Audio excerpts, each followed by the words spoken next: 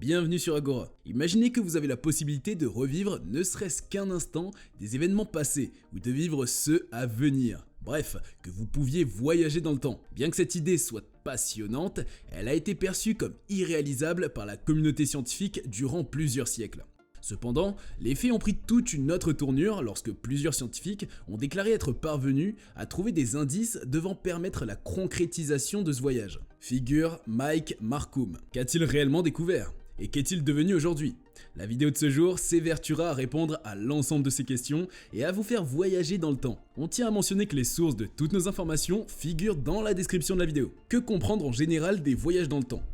Bien que le voyage dans le temps ne soit pas un tout nouveau concept, l'idée n'échoue jamais fasciner l'imagination des uns et des autres. Dans la société actuelle, vous en entendrez surtout parler dans les films de science-fiction, malgré le fait que les théories qui abordent le sujet permettent de la considérer comme un événement qui pourrait très bien survenir. L'idée est surtout perçue de la sorte par les tenants de la gravité quantique, l'une des branches de la physique qui œuvre à une unifaction entre la mécanique quantique et la théorie de la relativité générale qui a été mise par Einstein. Il faut bien le souligner, il s'agit là de deux notions qui sont totalement incompatibles. Toutefois, il existe bel et bien de nombreuses théories développées par les scientifiques de notre ère et qui donnent un réel aperçu sur la question. Au nombre de ces grands hommes, il y a par exemple l'un des lauréats du prix Nobel de physique, Kip Thorne, qui a également intervenu en tant que conseiller scientifique du film Interstellar. Il a été interrogé lors d'une conférence sur la gravité quantique et d'après ses propos, l'élément essentiel pour la réalisation d'un voyage temporel est le trou de verre. L'homme présente en effet une théorie selon laquelle le voyage dans le temps consiste seulement à faire usage des tunnels dans l'espace-temps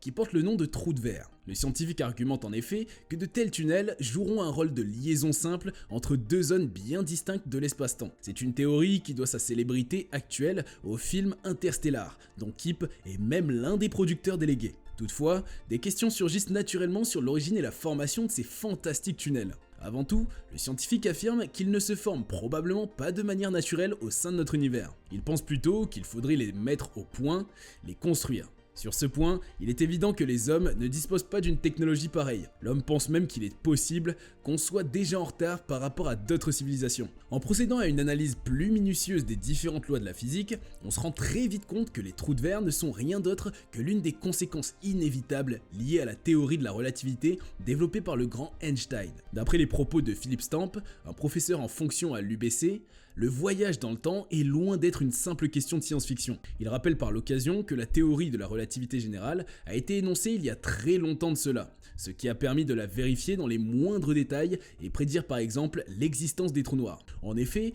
la théorie de la relativité générale énoncée par Albert Einstein déclare que l'attraction gravitationnelle entre les masses est possible grâce à une déformation de l'espace et du temps par ces mêmes masses. Cependant, rien ne dit encore s'il serait réellement possible d'effectuer un voyage à travers des tunnels cosmiques. Kip Thorne poursuit en mettant l'accent sur le fait qu'il n'a pas mis au point une machine permettant de voyager dans le temps, ou du moins, il n'a pas fini de la mettre au point. Pendant que certaines personnes sont très optimistes et pensent qu'il pourrait bien y parvenir d'un jour à l'autre, une autre tranche des scientifiques continue toujours de juger cela comme un objectif trop grand à atteindre. Bref, une utopie qui vire vers une impossibilité. Selon Kip, le voyage dans le temps requiert tout simplement la mise en place d'un moyen devant permettre de se mouvoir dans l'espace et de revenir à son point de départ bien avant le départ proprement dit. Il n'est donc pas possible de demeurer assis dans sa chaise et pouvoir bouger d'un seul cran sans l'aide d'un véhicule fait pour cela. Mais là où le problème se pose malheureusement est que les scientifiques sont très bien convaincus et ont même plusieurs preuves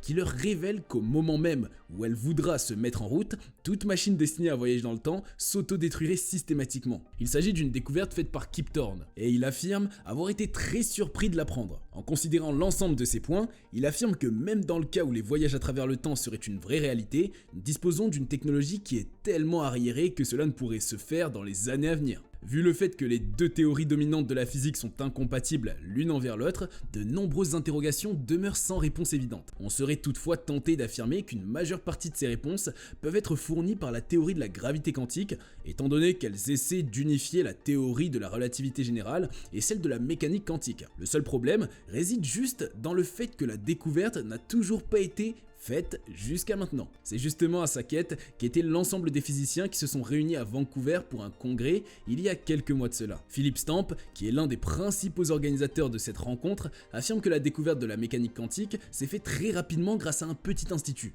Son effet sur notre futur est incalculable et il n'y a aucun mal à imaginer que cela puisse se reproduire. Il pense d'ailleurs que cela fait partie des objectifs visés par la société de gravité quantique. C'est une découverte qui pourrait changer, selon les scientifiques, notre avenir. Mais aurait-elle la possibilité d'influencer également le passé qui a été déjà vécu? Pour répondre à cette question, on peut essayer de prendre appui sur le paradoxe du grand-père. Prenez donc l'exemple d'un voyageur temporel qui fait un saut dans son passé lointain afin d'éliminer son grand-père, bien avant que ce dernier n'ait une progéniture. Par ce geste, il vient donc de détruire logiquement la possibilité de sa propre existence dans le présent. Mais cela est faux et ne pourrait même pas être possible d'après Philippe Stamp. Il pense en effet que c'est bien les choix effectués dans notre passé qui conditionnent les événements futurs. Autrement dit, même si nous avons eu l'impression d'avoir effectué des choix dans le passé, retenez qu'ils étaient déjà déterminés à l'avance. Si le voyageur est vivant dans le présent, c'est que son grand-père a eu une progéniture.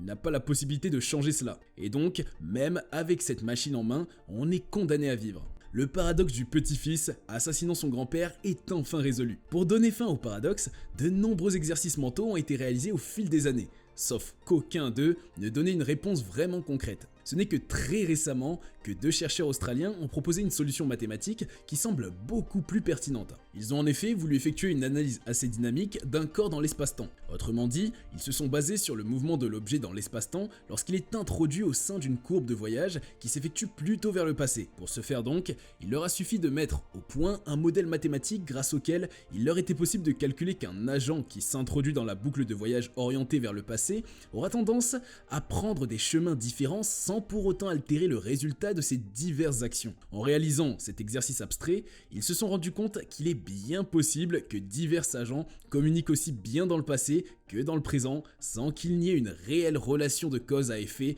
entre eux. Germain Taubard, un étudiant en physique à l'université du Queensland et auteur du travail encadré par le professeur Fabio, explique que cela signifie que tous les éléments s'ajustent d'eux-mêmes.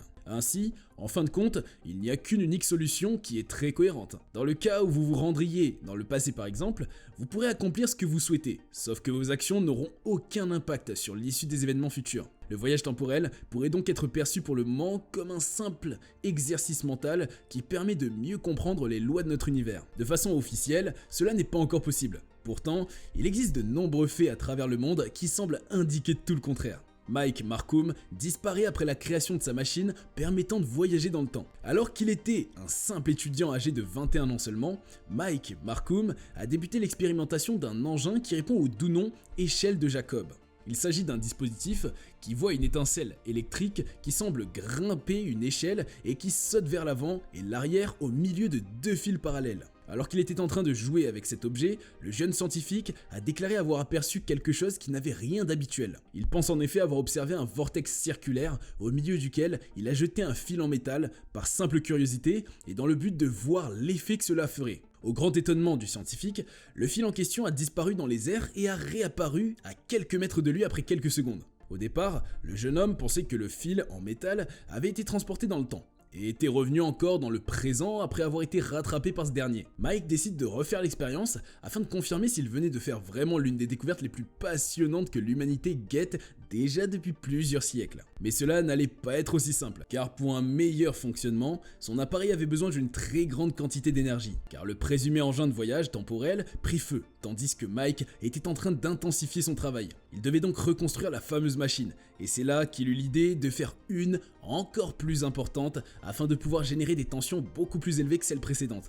À l'époque, les transformateurs dont il avait besoin coûtaient 20 000 $ chacun, une somme qui dépasse bien sûr le budget d'un simple étudiant. C'est ainsi que Mike prit la décision de s'introduire par effraction dans une centrale électrique de sa localité et vola 6 vieux transformateurs. Dès que son engin a été à nouveau opérationnel après avoir connecté les transformateurs, il a déclenché une panne d'électricité dans toutes les rues de son quartier, coupant l'ensemble du réseau électrique pendant des heures. Une enquête a été rapidement lancée et la police n'a pas tardé à se pointer à sa porte avec un mandat pour fouiller l'ensemble de la propriété. Malheureusement pour lui, les transformateurs volés ont été repérés et il a donc été arrêté. D'après certaines informations, au cours de son procès, il a déclaré au juge qu'il était en train d'essayer de trouver les bons numéros de loterie gagnants au futur afin de décrocher le jackpot pour financer son laboratoire de recherche qui devait être bien modeste. Quelques mois plus tard, il retrouve sa liberté et devient l'une des plus plus grandes célébrités de la radio locale. En effet, il y racontait des histoires à propos de la fameuse disparition et réapparition de la vis, de même que ses divers plans pour la construction d'une machine pour les voyages dans le temps. Au cours de l'émission de radio d'Art Bell,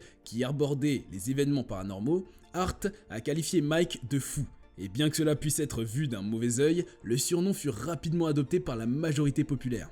Même sur le site web de la station radio, il avait été posté une histoire totalement bizarre de Madman Mike. Lors de ses passages à l'antenne, Markoum a expliqué à Art ainsi qu'à toute l'audience qu'il avait cruellement besoin d'argent et de pièces de rechange pour pouvoir poursuivre ses expériences. Alors que l'émission était diffusée en direct, il a partagé son numéro de téléphone et d'après les faits rapportés, il aurait reçu des appels sans arrêt durant les 72 heures qui ont suivi l'émission. Il a reçu à cet effet des dons aussi bien matériels que financiers qui lui ont permis de construire une machine à voyager beaucoup plus grande et plus puissante que celle précédente. Par curiosité sûrement, il décida de tester lui-même le nouveau joujou et mit donc au point un vortex magnétique assez large pour qu'un humain puisse s'y glisser. Il est apparu 1 an plus tard sur la station radio et à la question de savoir ce qu'il emportera lors de son voyage dans le temps, il a déclaré vouloir emporter uniquement son téléphone. Alors qu'on était en 1996, il a déclaré au cours de l'émission qu'il ne lui restait qu'un mois exactement pour finaliser sa machine à remonter le temps. Mais en 1997, il disparaît sans laisser aucune trace de vie, faisant naître à la même occasion l'un des plus grands mystères liés au voyage temporel.